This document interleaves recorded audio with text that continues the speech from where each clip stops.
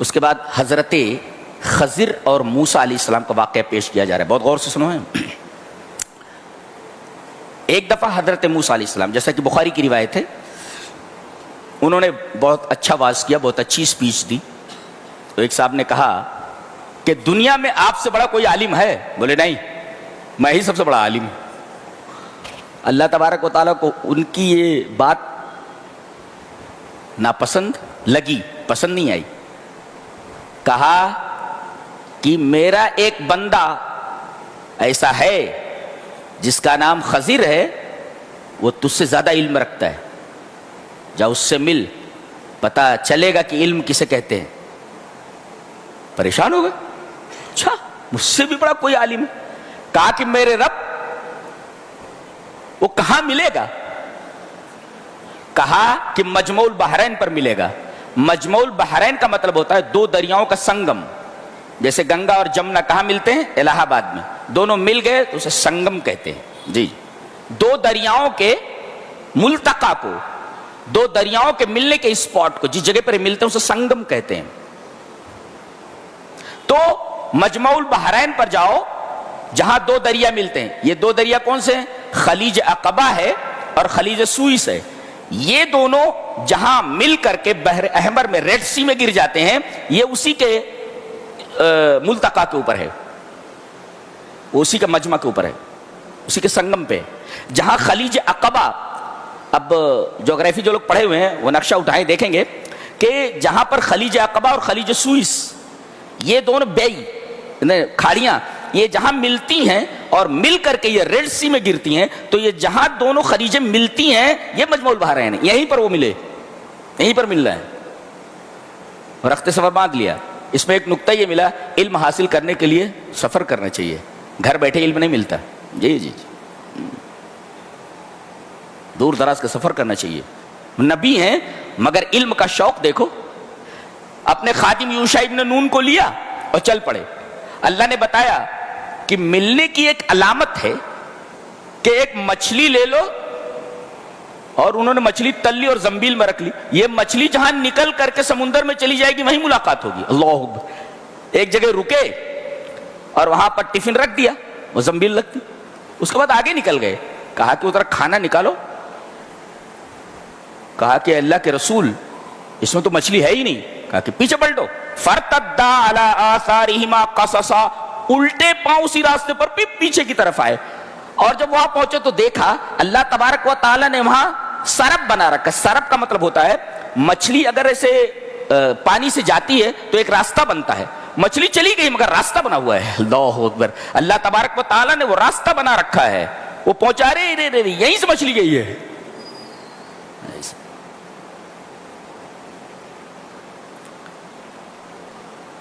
فلما بلغ مجمع بینہما، جب مجمع البحرین پہ پہنچے، نسیا حوتہما، آگے نکل گئے تھے اور مچھلی بھول گئے۔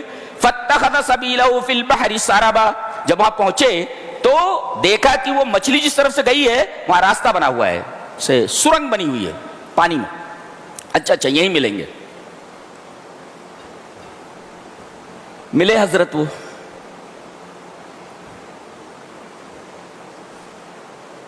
السلام علیکم۔ وعلیکم السلام۔ کون؟ کہا کہ موسیٰ۔ کہا کہ کون موسیٰ؟ انبیاء بنی اسرائیل کا سب سے بڑا نبی ہے، اور سچ مچ دنیا کا سب سے بڑا عالم ہے وہ۔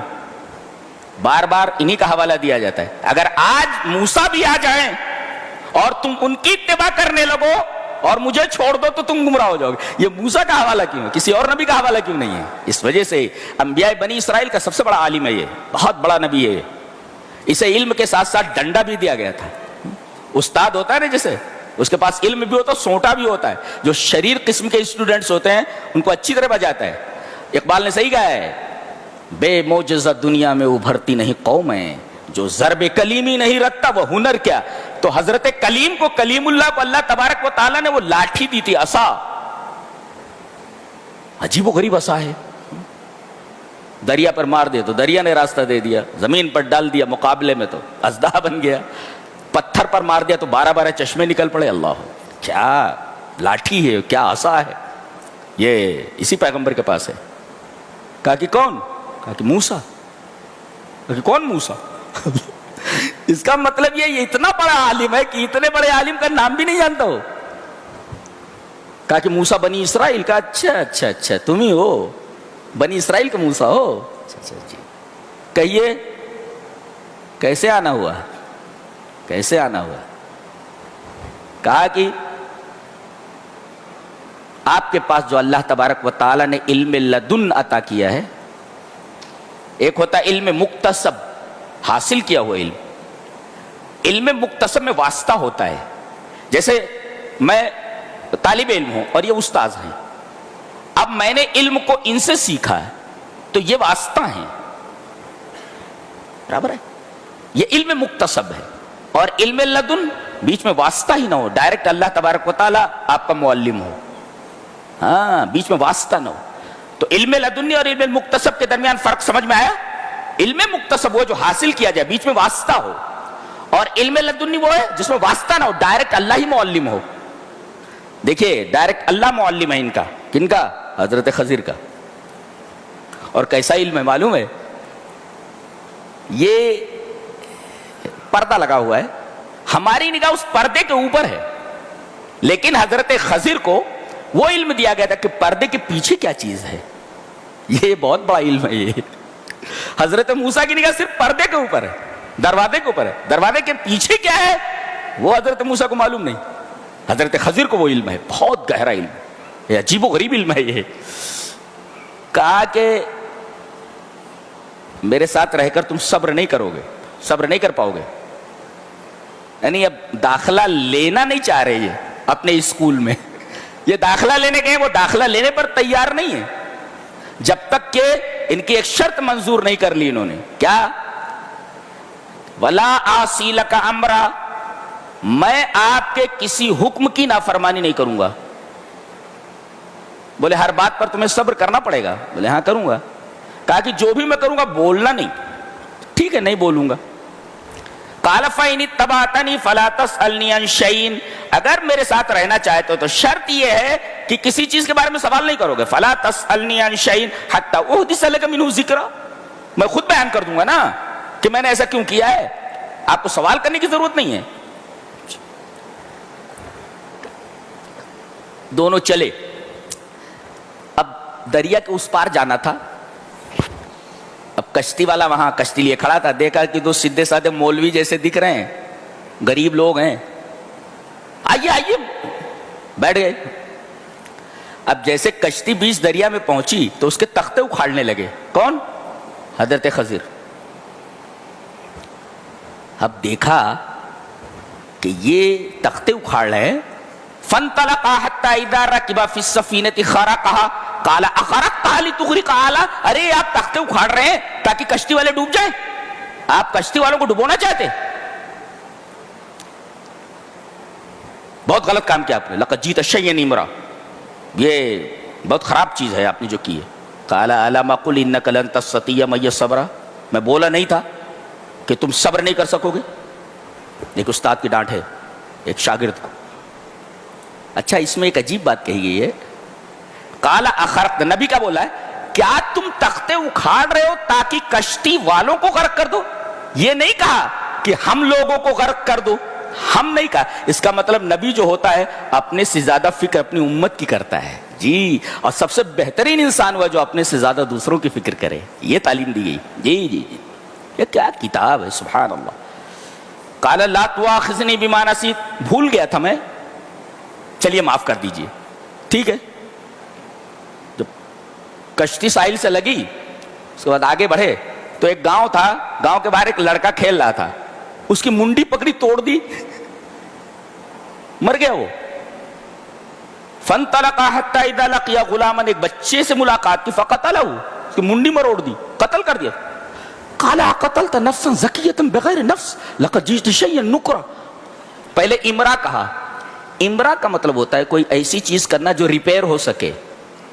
کشتی کے تختے اکھاڑ رہے ہیں نا تو ریپیئر ہو سکتی ہے، لیکن یہ تو آدمی مر گیا تو وہاں نکرن استعمال کیا، یعنی جو ریپیئر نہ ہو سکے. مرا ہوا آدمی زندہ کیسے ہو سکتا ہے؟ تو جہاں ریپیئر ہو سکے وہاں امرا ہے، اور جہاں ریپیئر نہ ہو سکے وہاں لقد جیت شیئن نکرا ہے. پہلے امرا بولے ہو کشتی کے بارے میں، اور یہاں کیا بول رہے ہیں؟ لقد جیت شیئن نکرا. قال الم اقل لک انک، پہلے تک قال الم اقل لک نہیں بولے تھے، قال الم اقل لک، پہلے کہا تھا میں نے کہا تھا نا کہ تم صبر نہیں کر سکو گے. اب یہاں کیا کہہ رہے ہیں؟ میں نے تم سے نہیں کہا تھا، ابھی دیکھو تم کہہ رہے ہیں نا، یعنی اب یہ دوسری بار ہو گیا، بہت ہو گیا. اب قال الم اقل لک انک، یہ کلام کا انداز دیکھ رہے ہیں آپ کتنا حسین انداز ہے. قال الم اقل لک انک لن تستطيع معي صبرا. اب یہ خود بول رہے ہیں قال ان سالتک عن شیء بعدها فلا تصاحبنی، اس کے بعد اگر میں سوال کروں گا تو مجھے اپنے ساتھ مت رکھیے گا. فلا تصاحبنی، اور آپ کے پاس میری طرف سے عذر رہے گا. فانطلق، چلے. حتی اذا اتیا اہل قریۃ استطعما، ایک گاؤں میں پہنچے، دونوں بھوکے تھے. پتہ یہ چلا کہ دونوں انسان ہیں یہ. جی جی جی، یہ کہتے ہیں یہ فرشتے تھے، کوئی کہتا ہے کہ یہ جن تھے. نہیں، یہ دونوں نے کھانا مانگا، اس کا مطلب انسان تھے دونوں، اس لیے ان کو کھانے کی ضرورت تھی. فرشتے ہوتے حضرت خضر تو ان کو کھانے کی ضرورت نہیں تھی. استطعما تسنیہ کا صیغہ استعمال کیا گیا. جی، دونوں نے کھانا مانگا. اتنے بخیل تھے گاؤں والے. فابوا ان یضیفوہما، دو آدمیوں کو کھانا نہیں پرووائڈ کر سکے، دو آدمیوں کو کھانا نہیں دے سکے. رات بھر بیچارے بھوکے پیاسے پڑے رہے. صبح جب گاؤں میں سے جانے لگے تو دیکھا کہ ایک دیوار ہے گاؤں کی، ایک گھر ہے، گھر کی ایک دیوار ہے وہ گرا چاہتی ہے. A wall is going to collapse، گرنے والی ہے. ایک دیوار ہے ریڈی ٹو فال ڈاؤن، بالکل گرنے والی ہے وہ. بس یہ وہاں کھڑے ہوئے اور انہوں نے اپنی جو خدا داد طاقت تھی، اللہ نے جو عطا کی تھی، انہیں سیدھا کر دیا اس دیوار کو. اب یہ تو جلے بھنے تو تھے ہی، غصے میں تو تھے ہی. قال لو شئت لاتخذت علیہ اجرا، اتنے بخیل لوگ کہ دو آدمیوں کا کھانا نہیں دے سکے اور آپ نے فری میں ایک گھر کی دیوار سیدھی کرتی. لو شئت لاتخذت علیہ اجرا، پیسے لے لیتے تھے، پیسے لے لیتے تھے. قال هذا فراق بینی و بینک، چلیے آپ اب میرے ساتھ نہیں رہ سکتے. آپ بار بار بولتا ہوں کہ ٹوکنا نہیں، سوال نہیں کرنا، بار بار ٹوک دیتے ہو. قال هذا فراق بینی و بینک، اب ہم تمہیں اپنے ساتھ نہیں رہ سکتے. لیکن جاتے جاتے ان تینوں کا سبب، ان تینوں چیزوں کی وجہ وہ جانتے جاؤ. اما السفینۃ فکانت لمساکین یعملون فی البحر، یہ جو کشتی ہے یہ مسکین لوگوں کی ہے، اس میں بیچارے مچھلیاں پکڑتے ہیں، بیچتے ہیں، کھاتے ہیں. دیکھو کشتی ہے مگر مسکین کہا گیا. اس کا مطلب فقیر کا مطلب یہ ہے کہ جس کے پاس کچھ نہ ہو، اور مسکین کا مطلب یہ ہے کہ کمانے کے ذرائع تو ہوں مگر پورا نہ پڑتا ہو. تو جس طرح فقیر ہماری زکوٰۃ کا مستحق ہے، ایسے مسکین بھی ہماری زکوٰۃ کا مستحق ہے. دیکھو کشتی ہے مگر انہیں مسکین کہا گیا. اچھا، دوسری چیز، آلات کے اوپر زکوٰۃ نہیں ہے. مثلا آپ نے مشینیں لگا رکھی ہیں اور ایک ایک مشین 10-20 لاکھ کی ہے جس سے آپ کوئی پروڈکٹ بناتے ہیں، تو ان مشینوں کے اوپر زکوٰۃ نہیں ہے، بلکہ اس پروڈکٹ کے اوپر جو نفع ہے، اس نفع کے اوپر اگر سال گزر جائے تو 2.5% کے حساب سے نکالنا. جی، کہتے ہیں کہ میں نے اس کشتی کو خراب یہ کیا کہ آگے ایک بادشاہ رہتا ہے، کوئی اچھی چیز دیکھتا ہے، اچھی کشتی دیکھتا ہے نا، اسے زبردستی لے لیتا ہے.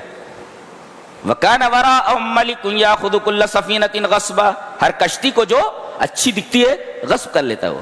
ایک مفسر اس پہ لکھتا ہے قد تبتلا بزر اصغر لیدفع به زر اکبر، کبھی کبھی تمہیں چھوٹی تکلیف کے اندر مبتلا کیا جاتا ہے تاکہ اس کے ذریعے اللہ بڑی تکلیف کو تم سے دور کر دے. لہذا کوئی چھوٹی تکلیف آئے تو اللہ یہ کہہ رہا ہے کہ پریشان ہونے کی ضرورت نہیں، کوئی بڑی مصیبت آنے والی تھی، اس کی وجہ سے ٹال دی گئی ہے. جی، یہ دیکھو چھوٹی مصیبت ہے، تختے اکھاڑ دینا، نہیں تو پوری کشتی چلی جاتی نا، بڑی مصیبت تھی آگے، اس کی وجہ بتائی انہوں نے. اچھا، وَأَمَّا الْغُلَامُ، یہ جس بچے کی گردن مروڑ دی میں نے، جانتے ہو یہ کون تھا؟ یہ اس کے ماں باپ مومن تھے، اس کے ماں باپ مومن ہیں، اور یہ بچہ آگے چل کر کے اپنے ماں باپ کے ایمان کے لیے، دیکھیے وَأَمَّا الْغُلَامُ فَكَانَ أَبَوَاهُ مُؤْمِنَيْنِ، اس کے ماں باپ مومن ہیں اور یہ آگے چل کر کے یہ کافر ہونے والا ہے، یہ کافر ہے، یہ تو کہیں محبت میں آ کر کے اپنے بیٹے کے محبت طبعی میں پھنس کر کے کہیں یہ اللہ کی اطاعت سے نکل نہ جائیں اور سرکشی میں مبتلا نہ ہو جائیں ماں باپ، اور کفر نہ کریں۔ اس میں ایک نکتہ ہے کہ ایمان اتنی قیمتی شے ہے کہ اس کے مقابلے میں بچے کو بھی قربان کیا جا سکتا ہے۔ جی، بچے سے آدمی فطری طور پر محبت کرتا ہے، لیکن ایمان اتنی قیمتی شے ہے کہ بچے کو ایمان کے اوپر قربان کیا جا سکتا ہے، لیکن ایمان کو ہاتھ سے نہیں جانے دینا ہے۔ جی، اور اس کے بعد وجہ بتا رہے ہیں، میں نے منڈی مروڑ دی اس کی، اب فَأَرَدْنَا أَن يُبْدِلَهُمَا، اللہ نے یہ کہا ہے کہ اس کے بدلے انہیں ایک بہترین بچہ دینے والے، یہ کافر بچہ ہے جو اپنے ماں باپ کے ایمان کے لیے آزمائش بن سکتا تھا، لیکن اس کے بدلے ہم ایک بہترین بچہ دینے والے ہیں ان کو۔ کیسا ہوگا وہ؟ خیرا منہ زکاۃ واقرب رحما، جو اللہ کا بھی فرما بردار ہوگا اور اپنے ماں باپ کے اوپر بہت زیادہ رحیم ہوگا۔ رحما یہ رحمت کے اندر مبالغہ ہے، ایک ہے ماں باپ کے ساتھ حسن سلوک کرنا اور ایک ہے ماں باپ کے ساتھ محبت سے آگے بڑھ کر کے رحمت کے درجے میں پہنچ جانا، یہ بہت بڑی بات ہے۔ لہذا سیکھو قرآن حکیم سے، اپنے ماں باپ کی عزت کرو، اور جیسے جیسے وہ بوڑھے ہوتے جائیں آپ کی محبت کے اندر، آپ کے حسن سلوک کے اندر اضافہ ہوتا جانا چاہیے۔ نہیں تو یہ دنیا تو حل جزاء الاحسان الا الاحسان ہے، نہیں ماں باپ کی خدمت کرو گے، تمہارے بچے بھی ہیں، خوب لات دیتے تم کو، خوب بری طرح لات دیتے تم، اس ہاتھ دے اس ہاتھ لے۔ وَأَمَّا الْجِدَارُ فَكَانَ لِغُلَامٍ، اور یہ گھر کی جو دیوار تھی جس کو میں نے سیدھا کر دیا، جانتے ہو اس دیوار کے نیچے یہ گھر دو یتیم بچوں کا ہے، اور اس گھر کی اس دیوار کے نیچے اس کے باپ نے خزانہ گاڑ رکھا ہے، اور اس کا باپ نے ان دونوں کا باپ نے ایک تھا۔ وَأَمَّا الْجِدَارُ فَكَانَ لِغُلَامَيْنِ يَتِيمَيْنِ فِي الْمَدِينَةِ، مدینہ میں شہر، سٹی، اس شہر کے اندر یہ جو گھر تھا جس کی دیوار گرا چاہتی تھی یہ دو یتیم بچوں کی تھی۔ وَكَانَ تَحْتَهُ كَنْزٌ لَهُمَا، اس کے نیچے ان دونوں کے لیے خزانہ گڑا ہوا ہے، اس کا باپ گاڑ کر کے گیا اس کو، اور کیسا تھا؟ وَكَانَ أَبُوهُمَا صَالِحًا، کا باپ نیک تھا۔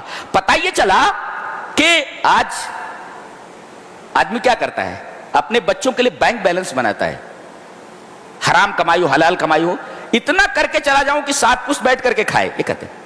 یہاں کہا جا رہا ہے نیکی کر کے جاؤ، بہت سارے بادشاہوں کے بچوں کو بھیک مانگتے ہوئے دیکھا گیا ہے۔ جی، تو دولت اصل نہیں ہے، آدمی صالح ہو تو اس کی صالحیت کا، اس کی نیکیوں کا فائدہ اس کے مرنے کے بعد اس کے بچوں کو ملتا ہے دنیا میں، جی دنیا میں ملتا ہے۔